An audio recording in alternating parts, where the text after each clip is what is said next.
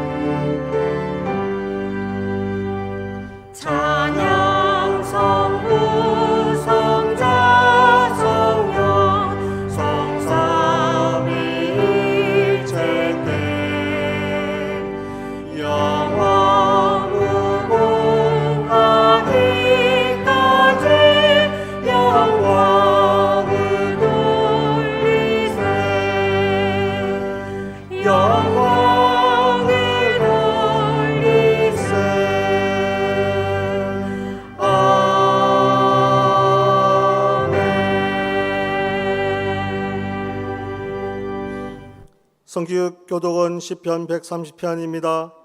나 곧 내 영혼은 여호와를 기다리며 나를 주의 말씀을 바라는도다.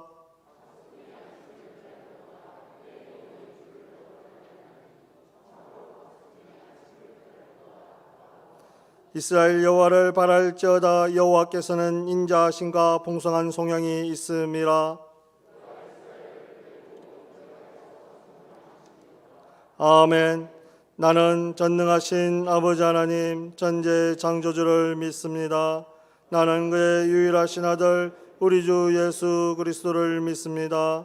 그는 성령으로 잉태되어 동정녀 마리아에게서 나시고 본디오 빌라도에게 고난을 받아 십자가에 못 박혀 죽으시고 장사된 지 사흘 만에 죽은 자 가운데서 다시 살아나셨으며 하늘에 오르시어 전능하신 아버지 하나님 우편에 앉아 계시다가 거기로부터 살아있는 자와 죽은 자를 심판하러 오십니다. 나는 성령을 믿으며 거룩한 공교회와 성도의 교제와 죄를 용서받는 것과 몸의 부활과 영생을 믿습니다. 아멘.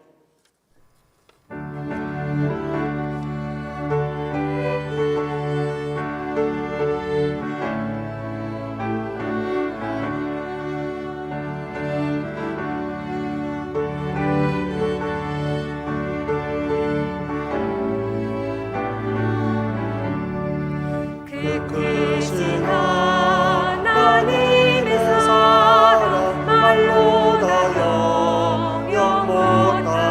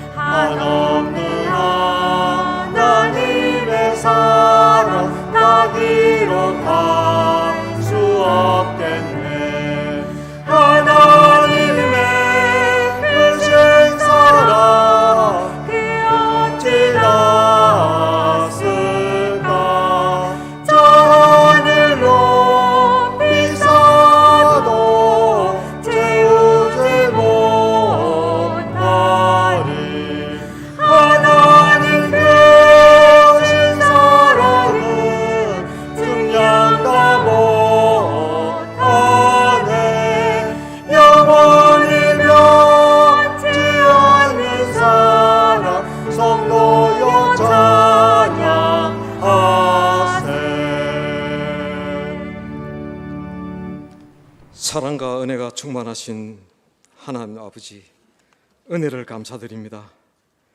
지난 한 주도 주님께서 저희들을 은혜 가운데 지켜주시고 오늘 거룩한 주일을 허락하셔서 주님 전에 나와 예배드리게 해주심에 감사드립니다.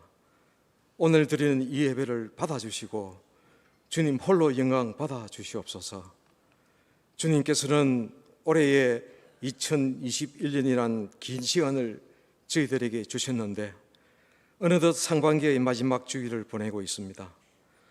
이번 상반기 동안 저희들은 주님이 주신 시간의 중요성을 인식하지 못하고 또 효율적으로 활용을 못하므로 계획한 것을 모두 다 이루지 못했으며 신앙생활도 계획대로 잘 하지 못하고 변명과 핑계로 생활했음을 이 시간 고백합니다. 주님 용서해 주시고 앞으로 다가올 하반기에는 계획한 모든 것들이 연말까지 잘 진행되게 하시고 주님을 향한 우리의 신앙도 더 깊어지고 확장되게 하여 주시옵소서. 그리하여 강하고 담대한 믿음으로 나아가게 하시고 주님께 헌신 순종하는 삶을 살게 하여 주시옵소서. 주님, 저희 문창교회 성도들을 늘 기억하여 주시고 주님만 의지하며 주님을 높이며 주님을 위해 사는 주님의 선한 일꾼으로 살 수 있는 은혜를 베풀어 주시옵소서. 주님, 또한 우리 문창교회가 다시 한번 크게 부흥되기를 원합니다. 그동안 코로나 사태로 인하여 침체되었던 우리의 신앙이 회복되고 성령이 충만한 교회로 일어서게 하여 주시옵소서. 그리하여 이 지역에 죽어가는 영혼들을 구원하는 주님께 쓰임받는 아름다운 교회 되게 하여 주시옵소서. 주님, 코로나 사태로 인하여 지금 당장은 괴롭고 힘든 시간을 보내고 있지만 저희들 모두 지금의 이 고통으로 주님의 깊은 뜻을 알게 하시고 고통 후에 주실 주님의 축복의 은혜를 마음껏 누릴 수 있는 저희들이 다 되게 하여 주시옵소서. 그리하여 모든 일상이 빠르게 회복될 때 주님께 더욱더 감사함으로 주님의 영광을 나타내며 주님을 위해 헌신 봉사하는 믿음의 선한 백성들이 다 되게 하여 주시옵소서. 지난주 25일은 6.25 전쟁이 일어난 지 71주년 되는 날입니다. 주님, 6월의 호국 보훈의 달의 마지막 주일을 보내면서 또 6.25를 상기하며 나라를 위해 기도드립니다. 이 땅에 다시는 전쟁이 없게 하시고 전쟁으로 죽어간 숭고한 영혼들의 죽음이 헛되지 않도록 국토 방위와 안보를 튼튼하게 하여 주시옵소서. 또한 나라를 위하여 희생한 보훈 가족들의 마음의 상처를 주님께서 치유와 위로와 회복을 주시고 그들에게 주님의 영원한 평강과 축복의 은혜가 임하게 하여 주시옵소서. 또한 이 시간 마음의 깊은 상처와 경제적 어려움과 주님을 알지 못하는 가족의 구원 문제들이 주님께 해결받고 위로받는 귀한 은혜의 시간이 되게 하여 주시옵소서. 주님, 늘 기도로 이끄시는 교육자분들을 지켜주시고 부족됨이 없게 영육간에 강건케 하여 주시옵소서. 오늘도 단위에 세워주신 신금철 목사님을 붙들어 주시고 성숙한 신앙인이라는 제목의 말씀을 통하여 저희들 모두 성령 충만케 하시고 은혜 받아 그대로 생활에 적용 실천하는 저희들이 다 되게 하여 주시옵소서. 온 마음과 정성을 다하여 주님을 찬양하는 시온 찬양대의 찬양을 기쁘게 받아주시고 주님께는 큰 영광이 되고 저희들에게는 은혜의 시간이 되게 하여 주시옵소서. 예배를 위하여 수고하는 손길들을 늘 기억하시고 주님의 크신 축복으로 채워주시옵소서. 예배의 시종을 우리 주님께 맡겨오며 감사하고 거룩하신 예수님 이름으로 기도드립니다. 아멘.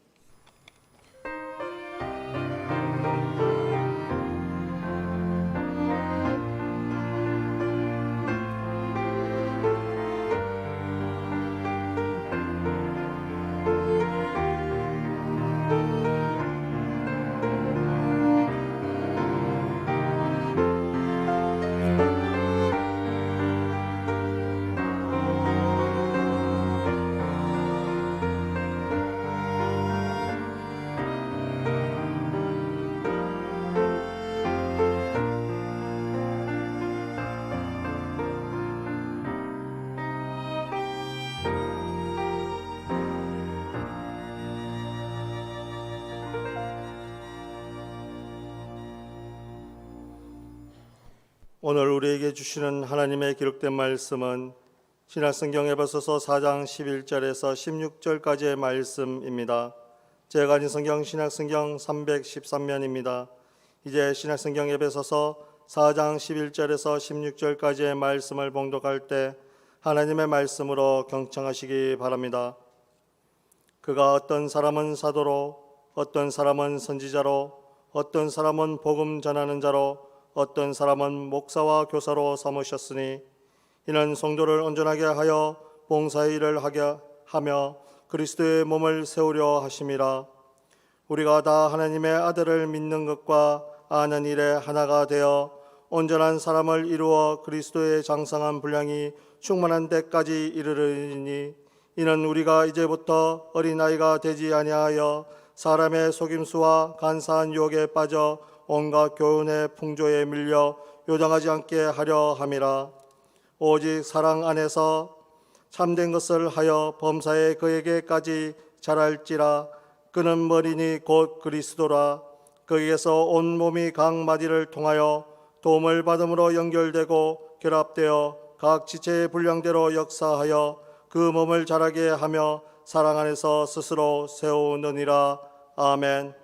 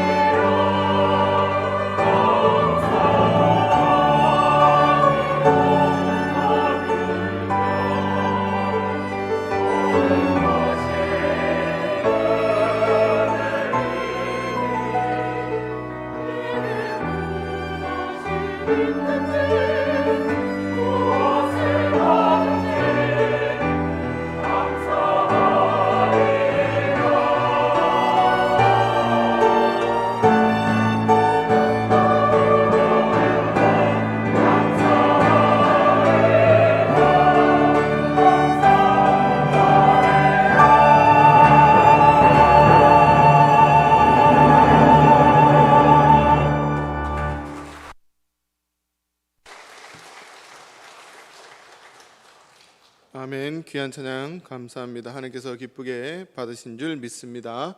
우리 앞뒤 좌우로 한번 인사하겠습니다. 잘 오셨습니다. 웃으면서 한 번 더 인사하겠습니다. 성숙한 신앙이 됩시다. 오늘 본문 말씀은 예수님을 믿는 사람들이 교회를 어떻게 함께 세워나가야 하는지를 가르치는 내용입니다. 어린아이 신앙이 아니라 성숙한 신앙인으로서 우리가 어떻게 교회를 세워가야 되는지, 어떻게 사랑의 공동체로 만들어가야 되는지를 함께 나누고자 합니다. 제자입니까? 라는 책을 쓴 저자 후안 카를로스 오르티즈 목사님은 200명이었던 교인들을 열심히 목회하여 500명 교인으로 성장시켰습니다. 그래서 그는 하나님께 이렇게 얘기합니다. 나 잘했지요? 칭찬받을 만하지요? 라고 하나님께 이야기했습니다. 그러자 하나님께서 이렇게 말씀하셨습니다. 너는 교회를 성장시킨 게 아니고 비만하게 만들었다. 너희 교회 교인들은 아직도 젖병 물고 있지 않느냐라고 이야기했다고 합니다. 젖병은 먹기 좋은 것, 삼키기 좋은 것입니다. 우리들이 처음 예수님을 믿을 때 하나님께서 우리들에게 복을 주십니다. 잘 됩니다. 범사도 잘 되고 영혼도 잘 되고 할렐루야 아멘. 신앙생활도 신이 납니다. 그러나 신앙생활 하다 보면 이제는 단단한 음식을 먹어야 됩니다. 단단한 음식은 삼키기 거북한 것. 형제를 사랑해야 됩니다. 정직하게 살아야 합니다. 정의를 실천해야 합니다. 복음을 전해야 합니다. 어린아이 때 가지지 못했던 책임감을 어른이 되면 가지게 되는 것처럼 신앙인들도 마찬가지입니다. 어린아이의 신앙일 때는 그저 주시는 복을 누리면 되지만 성숙한 신앙인이 되면 거기에 따르는 책임성이 있다는 거죠. 그 책임을 우리들은 감당해야 합니다. 어린아이 신앙은 사람들의 속임수에 잘 넘어갑니다. 어린아이는 남의 말을 잘 듣습니다.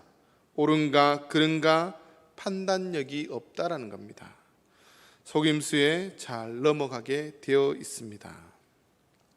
갈라디아서 4장 15절 16절 말씀에 너희 복이 지금 어디 있느냐? 내가 너희에게 증언하노니 너희가 할 수만 있었더라면 너희의 눈이라도 빼어 나에게 주었으리라. 그런즉 내가 너희에게 참된 말을 함으로 원수가 되었느냐라고 바울이 이야기합니다. 갈라디아 교인들이 처음에 바울의 말씀을 들을 때 은혜 받고 변화되었습니다. 그런데 이단이 들어오면서 믿기만 하면 다 된다. 행동은 아무렇게나 해도 상관이 없다고 이야기합니다.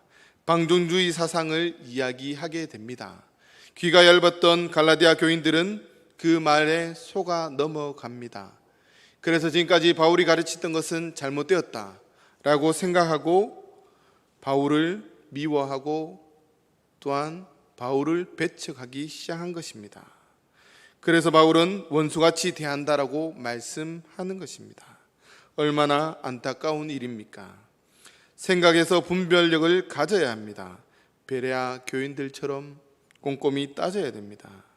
히브리서 5장 14절 말씀에 단단한 음식은 장성한 자의 것이니 그들은 지각을 사용함으로 연단을 받아 선악을 분별하는 자들이니라 라고 말씀합니다. 디모데후서 2장 15절 말씀에 너는 진리의 말씀을 옳게 분별하며 부끄러울 것이 없는 일꾼으로 인정된 자로 자신을 하나님 앞에 드리기를 힘쓰라고 말씀합니다.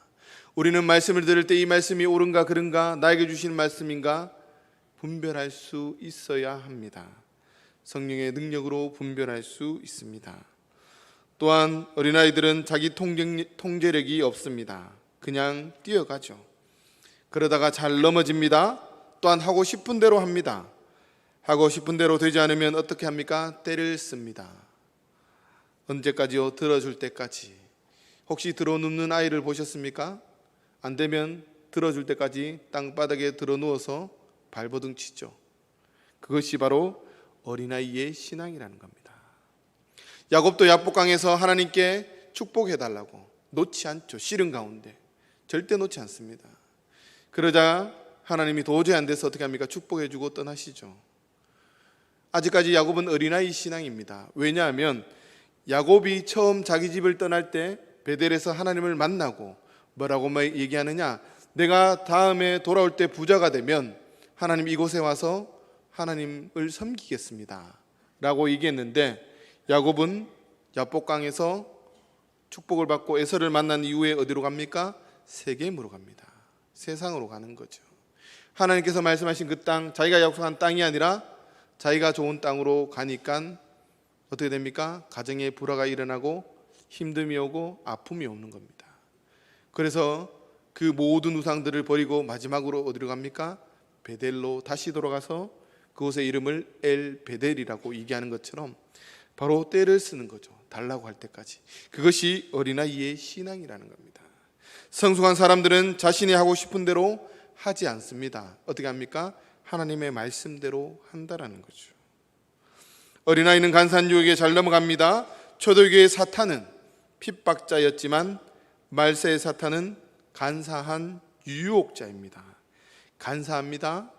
솔깃한 말로 우리를 유혹합니다. 예수님은 사탄의 유혹을 이기셨습니다. 물질, 권력, 명예로부터. 이 사탄은 오늘도 우리들을 유혹합니다. 물질로 유혹하기도 하고 권력으로, 명예로 우리를 넘어뜨리려고 합니다. 첫째 아담은 마귀의 시험에서 져서 에덴 동산에서 쫓겨나고 사탄의 종이 되었습니다. 그로 인해 죄와 사망이 이 세상에 들어왔습니다. 둘째 아담은 승리자가 됩니다. 승리자이신 주님께서는 우리들을 하나님의 자녀가 되게 해주셨고 영생을 선물로 주셨으며 우리들도 사탄과의 싸움에서 승리할 길을 열어주십니다. 사탄의 시험에서 승리하신 주님은 오늘 우리들을 도와주시는 거죠. 승리할 수 있도록.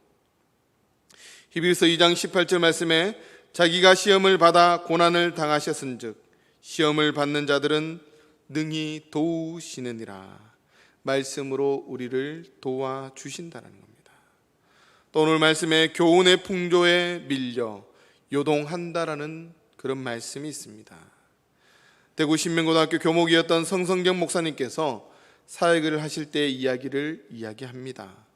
아이들에게 설교하기가 참 힘들다. 왜 힘드냐? 진리냐 아니냐에 관심이 없고 분위기, 곧 내 기분에 맞느냐 안 맞느냐, 내 기분에 안 맞으면 무슨 소리를 해도 안 듣는다라는 거죠. 요즘 아이들의 특성이고 어른들도 마찬가지입니다. 관계가 되지 않으면 그날 기분에 따라서 듣고 골라 듣기도 한다라는 거죠. 어른들도 마찬가지입니다. 큰 교회, 좋은 교회에 몰려다니기도 하고 분위기 좋은 교회에 찾아갑니다. 부담스러운 교회는 멀리 하는 것이 세상 사람들, 어떻게 보면 요즘의 어른들의 분위기라는 거죠. 한국교회 출발은 사경회에서 말씀을 배우고 가르치는 것에서 시작했습니다. 말씀을 사모했다라는 거죠. 일제 때도 김교신 목사님 때도 그렇게 했습니다. 그래서 그 당시에는 부흥회라고 하지 않고 사경회, 말씀 사경회라고 많이 했습니다. 그러면 요즘 어떻습니까? 부흥회라고 얘기를 하죠. 감정적으로 흐르고 있다는 겁니다. 해방이 되어 6.25 이후 세상에서는 잘 살아보세 라는 운동이 일어났죠. 교회도 하나가 되어 감정주의로 유동칩니다. 김전중 목사님께서도 한국교회를 보고 통곡하는데 말씀에 뿌리가 없고 말씀은 딱딱하다 그러면서 싫어한다라는 거죠. 말씀 듣기는 싫어하고 복받기를 좋아하고 분위기에 따라간다라는 겁니다. 교회에서도 분위기에 따라 요동하는 사람들이 있습니다. 기분 좋으면 열심을 내다가 기분 나쁘면 열심을 내지 않습니다. 성숙한 신앙인은 요동치는 폭이 적고 잔잔한 사람, 말세의 분별력을 갖고 잘 판단해서 주체적으로 행동하는 신앙인을 가르칩니다. 여러분은 어떻습니까? 이런 어린아이 신앙들은 자라야 됩니다. 성장해야 됩니다. 아이들이 참 귀엽습니다. 그저 웃기만 하고 옛날 아이들은 금방 태어났을 때 좀 그렇다가 몇 달이 지나야 인물이 나는데 요사이 아기들은 태어나면서 금방 인물이 나고 잘생기고 이쁘고 귀엽고 다들 그렇지 않습니까? 아이들이 귀여운 것은 하루가 다르게 달라집니다. 누워있기만 하던 아이가 어느 날 몸을 뒤집고 기어다니기 시작합니다. 그러다가 일어나 앉고 그러다 일어섭니다. 그럴 때 온 가족이 박수칩니다. 어느 날 이 아이가 한 발자국씩 움직일 때 어떻게 합니까? 그 집에는 경사가 납니다. 맞죠? 또한 몸만 자라는 것이 아닙니다. 어느 날부터 자기 식구들을 알아보고 방긋방긋 웃습니다. 야야, 알아본다 이렇게 얘기하죠. 조금씩 말을 하고 흥얼흥얼 노래함으로 온 가정이 웃음바다가 됩니다. 그러다 숫자를 셀 줄 알고 한글을 알게 되면 다들 부모들은 자기 자식이 천재라고 생각합니다. 맞죠? 천재. 아이는 자라야 합니다. 아이들뿐만 아니라 식물이든 동물이든 생명체는 다 자라가야 합니다. 멈추면 죽는다라는 거죠. 신앙은 생명력이 있습니다. 바로 자라나야 한다라는 겁니다. 구원 사건은 물과 성령의 거듭남으로 이루어집니다. 곧 구원은 다시 태어나는 겁니다. 하나님의 자녀로 다시 우리는 태어났습니다. 태어날 때 처음에 어떻습니까? 어린아이와 같다라는 거죠. 우리 신앙이. 그러면서 하나님의 자녀들은 자라야 됩니다. 무엇으로? 말씀을 읽고 묵상하고 기도하고 봉사하면서 자라나야 합니다. 언제까지요? 천국 가는 그날까지. 한동안 자라다 멈추어버리는 사람들도 있습니다. 그러나 본문에서 자랄지라는 완료형이 아니라는 겁니다. 진행형. 계속해서 자라나야 된다는 겁니다. 완료형의 신앙인들은 이렇게 얘기합니다. 나도 옛날에, 나도 왕년에 이렇게 봉사했는데, 나도 지금은 이렇게 하지 못하지만 예전에는 이렇게 했었는데. 사람의 육체는 24세까지 성장하면 그 이상은 성장하지 않는다고 합니다. 그러나 영적인 성장은 계속해서 죽을 때까지 이루어져야 합니다. 고린도후서 4장 16절 말씀 함께 받들어 읽겠습니다. 그러므로 우리가 낙심하지 아니하노니 우리의 겉사람은 낡아지나 우리의 속사람은 날로 새로워지도다. 어떻습니까? 우리의 겉사람은 자꾸 낡아지지만 우리 속사람은 날로 성장해야 되고 새로워져야 된다는 겁니다. 가장 불쌍한 사람은 다 안다고 생각하는 사람, 자라지 않으려고 하는 사람들입니다. 에베소서 2장 22절 말씀에 너희도 성령 안에서 하나님의 거하실 처소가 되기 위하여 예수 안에서 함께 지어져 가느니라. 아멘. 지어져 간다는 말은 건물을 짓는 것입니다. 건물을 지을 때 처음에는 기초를 파고 뼈대를 세우고 벽을 쌓고 천정을 하고 문을 달고 하나하나 차근차근 해나가는 것처럼 우리들도 신앙생활도 마찬가지입니다. 말씀을 계속해서 읽으면 처음에는 무슨 말인지 잘 모릅니다. 그러나 계속 읽다 보면 무슨 말인지 알게 됩니다. 기도도 계속해서 하다 보면 하나님과 하나가 되는 경지에 오르게 됩니다. 봉사도 처음엔 잘 못하지만 계속 하다가 보면 전문가가 되고 잘하게 됩니다. 신앙 성장은 자라되 한쪽만 자라는 게 아니라 골고루 자라야 됩니다. 에베소서 3장 19절 말씀에 그 너비와 길이와 높이와 깊이가 어떠함을 깨달아. 너비는 여러 방면으로 말씀만 읽어도 안 되고 기도만 해도 안 되고 봉사만 해도 안 됩니다. 말씀, 기도, 봉사가 골고루 이루어져야 된다는 거죠. 길이는 계속해서 성장해야 된다는 것을 의미합니다. 높이는 말씀도 높은 경지에 기도도 높은 경지에 올라야 된다는 거죠. 깊이는 흔들리지 않는, 요동하지 않는 그런 신앙인을 이야기합니다. 뿌리가 튼튼해야 되고 굵어야 됩니다. 그래야지만이 흔들리지 않는다라는 거죠. 시험이 오나 환란이 오나 움직이지 않는다라는 겁니다. 이와 같이 우리들의 신앙은 입체적으로 여러 면에서 골고루 자라야만 한다라는 거죠. 이렇게 자랄 때 우리가 어떻게 됩니까? 성숙한 신앙인이 됩니다. 그러면 성숙한 신앙인들이 어떤 행동을 해야 되느냐, 어떤 삶을 살아야 되느냐를 그 다음 말씀하시는 겁니다. 본문에서 성숙한 신앙인들은 여러 직분을 맡습니다. 사도로 선지자로, 복음 전하는 자로, 목사와 교사로 하나님께서 세우신다라는 거죠. 요즘으로 얘기하자면 목사로, 장로로, 집사로, 교사로, 찬양대 대원으로, 평신도로 우리를 세우셨다라는 거죠. 왜 세우셨습니까? 세우신 목적이 있는 겁니다. 왜 우리가 성장해야 되고 왜 우리를 그렇게 세우셨느냐? 왜 직분을 주셨고 우리를 하나님의 백성으로 삼으셨느냐? 바로 성도들을 온전케 하기 위해서입니다.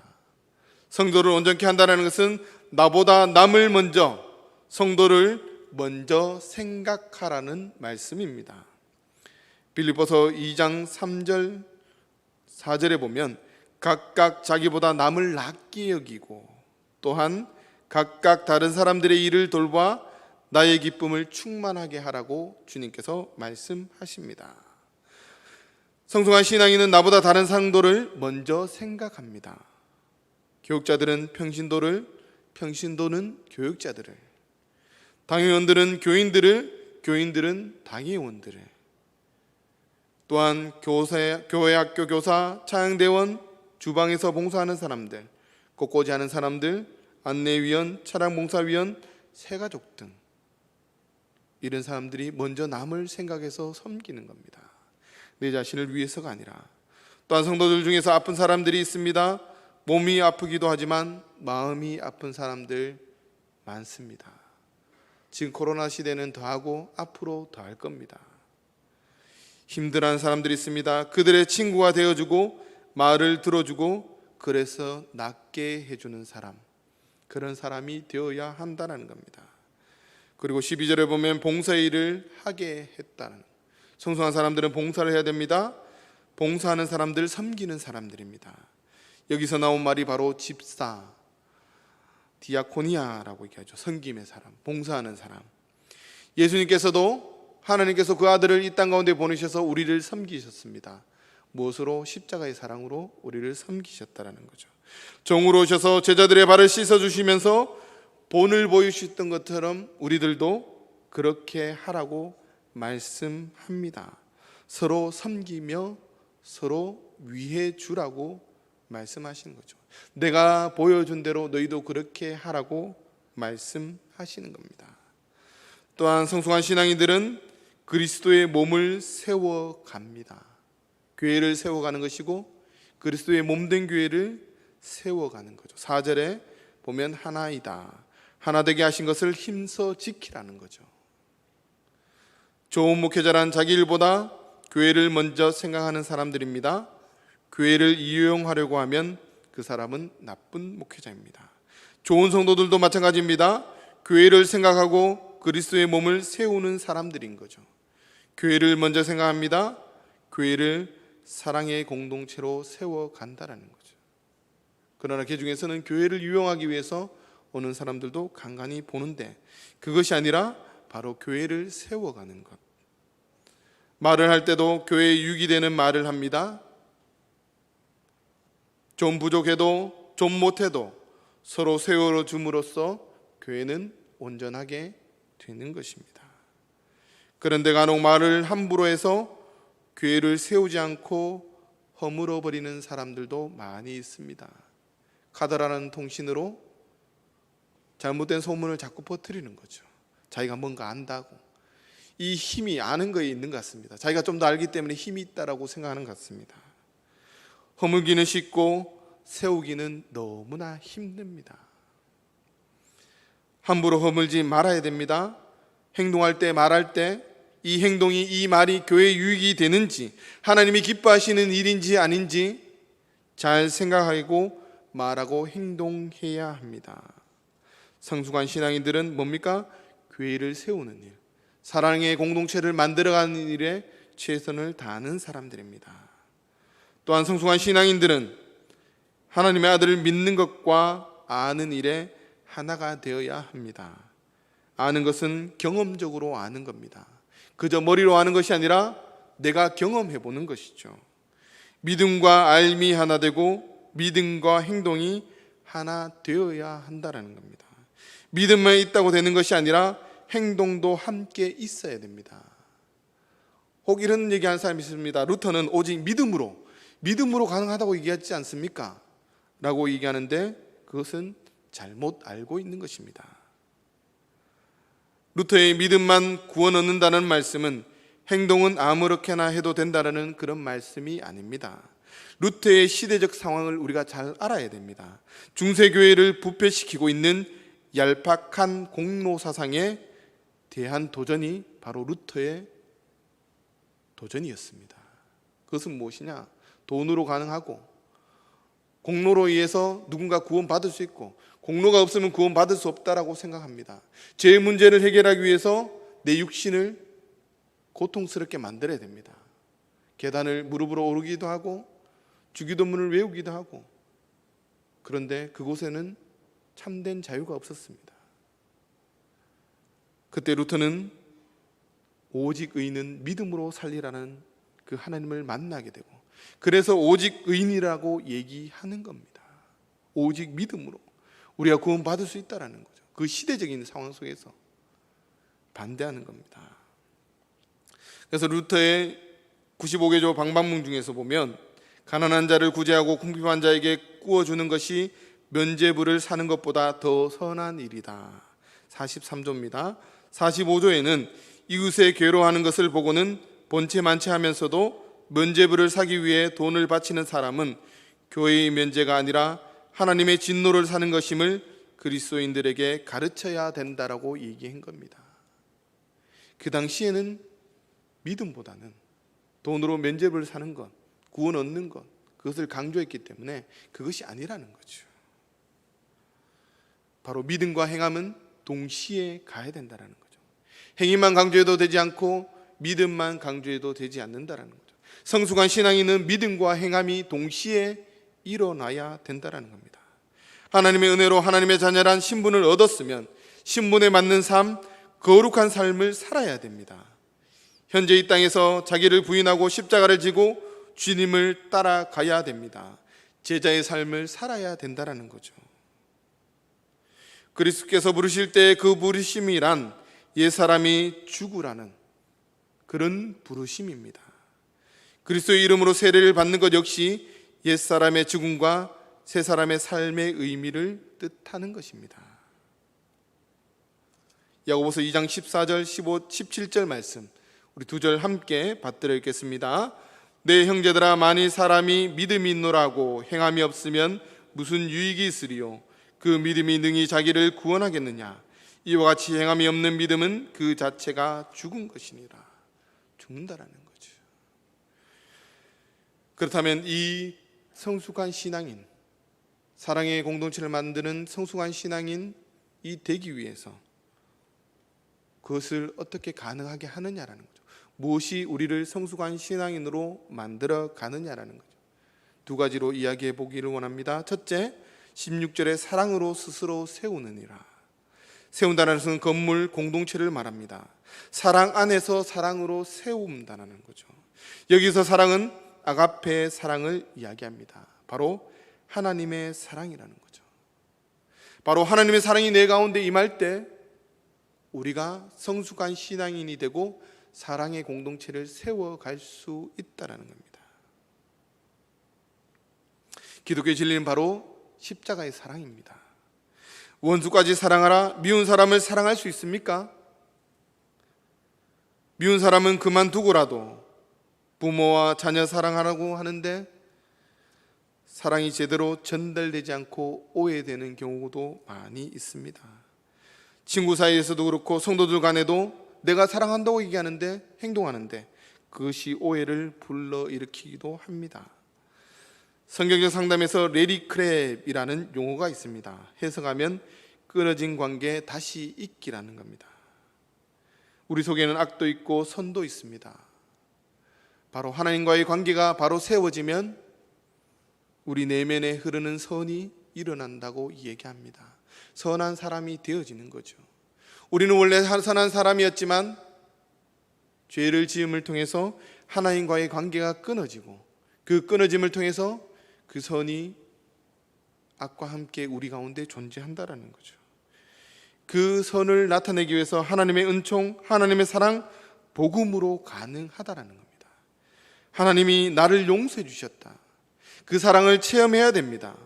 깊이 넓게 체험해야지만이 우리들도 용서하며 살아갈 수 있고 우리들도 성숙한 신앙인이 될 수 있고 사랑의 공동체를 만들어 갈 수 있다는 거죠. 바로 하나님의 사랑, 복음으로 가능하다라는 겁니다. 그렇지 않고 내 의지로 인간적인 사랑으로 사랑을 사랑하면 제대로 되지 않는다. 한두 번은 할 수 있어도 계속적으로 할 수 없다라는 겁니다. 내 속에 하나님의 사랑을, 용서를 흐르게 해야 한다는 겁니다. 그 힘으로 다른 사람을 사랑할 수 있다는 것입니다.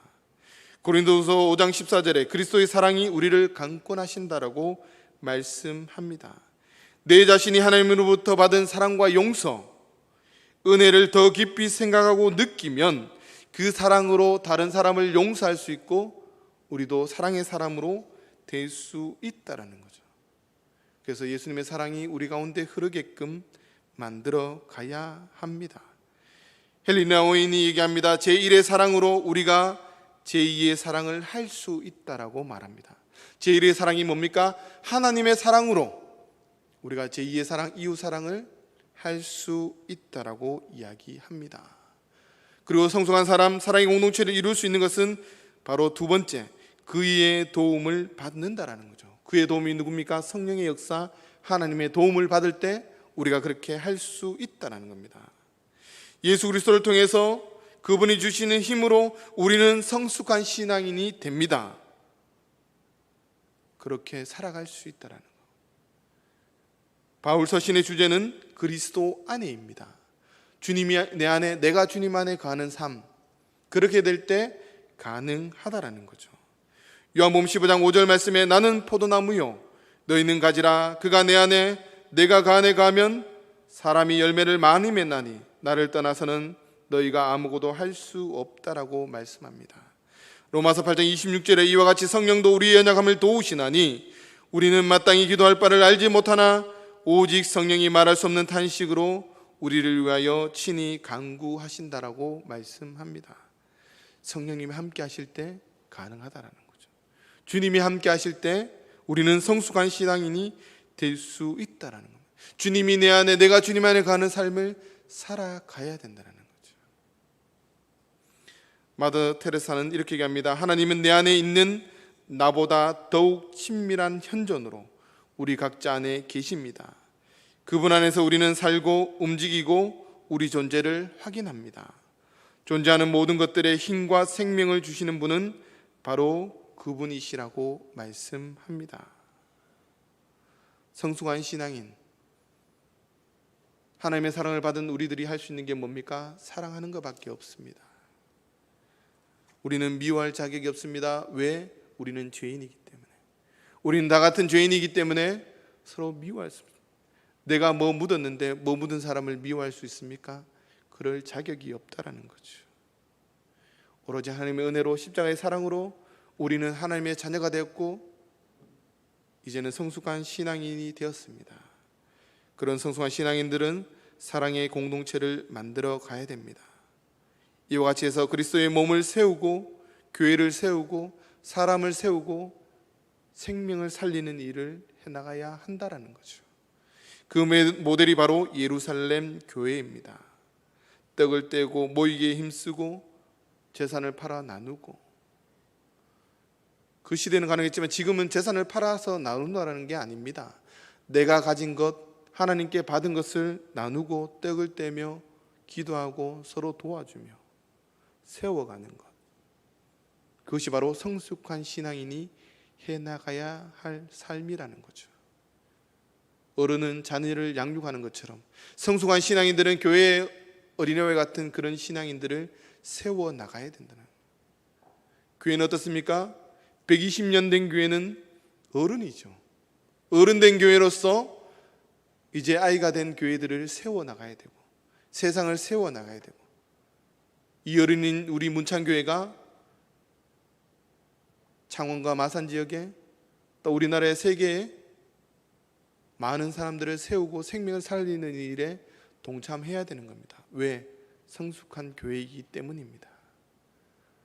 잊지 마십시오. 성숙한 신앙인으로서 사랑의 공동체를 만들어가고 사람을 살리고 세우는 일에, 또 교회가 성장하고 세우는 일에 여러분 하나님께서 부르십니다. 그 부르심에 응답하고 하나님 앞에 쓰임 받을 수 있는 문창교회 모든 성도님들 될 수 있기를 간절히 소망합니다. 다 함께 기도하겠습니다. 주님 감사합니다. 귀한 말씀 주시면 감사합니다. 어린 날의 신앙들을 버리게 하시고 주님의 사랑으로 주님이 내 안에, 주님이 내 안에, 내가 주님 안에 거함을 통해서 우리가 성숙한 신앙인으로서 우리 교회를 사랑의 공동체로 만들어가게 하시고 정말 연약한 자들을 세우게 하시고 또 새 생명을 살리며 살아갈 수 있는 귀한 삶이 되게 하시고 문창교회가 어른교회로서 지역교회를 살리며 지역을 살리며 살아갈 수 있는 귀한 교회가 될 수 있도록 하나님 역사해 주시고 그곳에 우리 교회가 쓰임받을 수 있도록 역사하여 주시옵소서. 감사드리며 예수님 이름으로 기도드립니다. 아멘.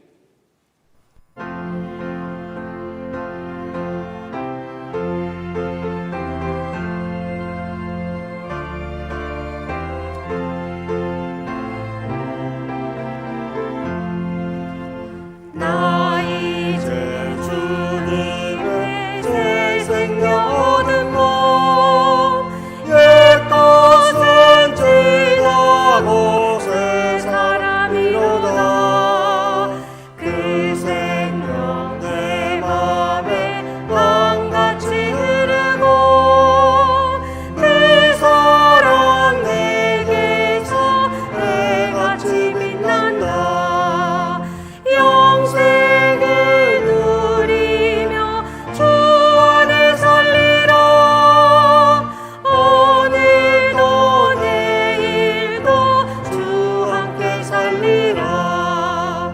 주 안에 감추인 새 생명 얻으니 이전에 줬던 것 이제는 값없다. 하늘의 은혜와 평화를 맛보니 찬송과 기도로 주 함께 살리라. 영생을 누리며 주 안에 살리라. 오늘도 내일도 주 함께 살리라. 산천도 초목도 새 것이 되었고 죄인도 원수도 친구로 변한다. 새 생명 얻은 자 영생을 누리니 주님의 모신 몸 새 하늘이로다. 영생을 누리며 주 안에 살리라. 오늘도 내일도 주 함께 살리라. 주 따라가는 길 험하고 멀어도 찬송을 부르며 뒤따라가리라. 나 주를 모시고 영원히 살리라. 날마다 섬기며 주 함께 살리라. 영생을 누리며 주 안에 살리라. 오늘도 내일도 주 함께 살리라. 아멘. 나의 모아 되리니 주여 받아주셔서 하늘나라 위하여 주 뜻대로 쓰소서.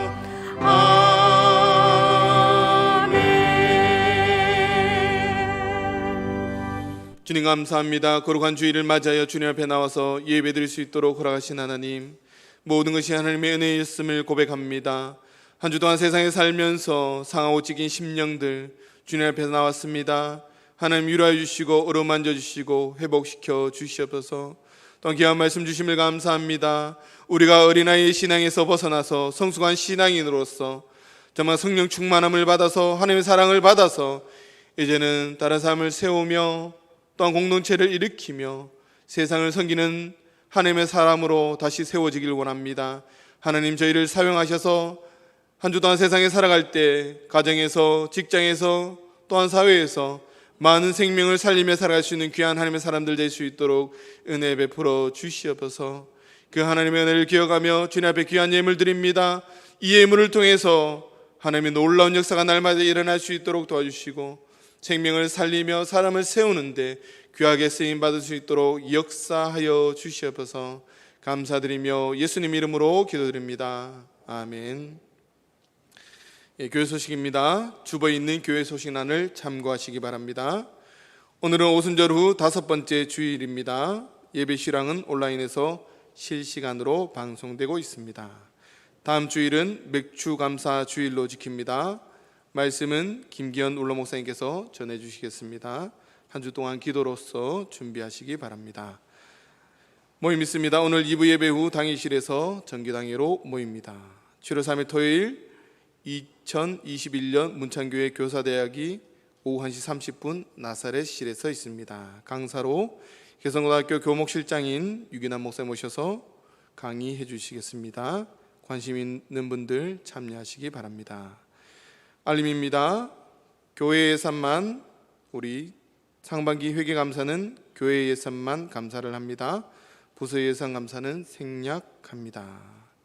교방동 차량봉사자가 지원하셨습니다. 강경석 집사님께서 지원하셨습니다. 수고해 주시면 감사하겠습니다. 수협의 특성 있습니다. 수협의 특성을 참여하기를 원하시는 부서나 가족, 개인은 신청해 주시면 감사하겠습니다. 주일 오후 예배는 가정 예배로 드리며 순서지는 교회 입구와 홈페이지에 있습니다. 코로나19의 극복을 위해서 기도에 동참해 주시면 감사하겠습니다. 교우 소식입니다. 고 김정순 은퇴서리 집사님 우리 별세하셔서 25일 발인했습니다. 보시면 위로해 주시면 감사하겠습니다. 석수자 집사님, 최재규 집사님 토로 말린 좋은 찜질 체험관을 개업하셨습니다. 기타 광고입니다. 교회 헌금 계좌 있습니다. 성경 100도 운동 계속 진행 중에 있습니다. 이연정 권사님, 곽금혜 권사님, 길미경 권사님 각각 2도씩 하셔서 누적 41동입니다. 성도님들 많이 참석해 주시면 감사하겠습니다. 교학교 이름명사입니다. 우리 교회 소식란을 보시고 기도로 우리 준비해 주시고 우리 성도들도 함께 기도에 동참해 주시면 감사하겠습니다. 새벽기도 매일 성경 통독이 진행 중에 있습니다. 새벽기도에 나와서 함께 참여하든지 그렇게 하시지 못하는 분들은 가정에서 함께 해주시면 감사하겠습니다. 수요예배 기도 순서 있습니다. 참고해 주시고 준비해 주시고 우리 2단에 주의해 주시면 감사하겠습니다. 우리 다 같이 자리에 일어나셔서 날 구원해 주신 주 감사 우리 찬양하신 후에 우리 찬양하겠습니다.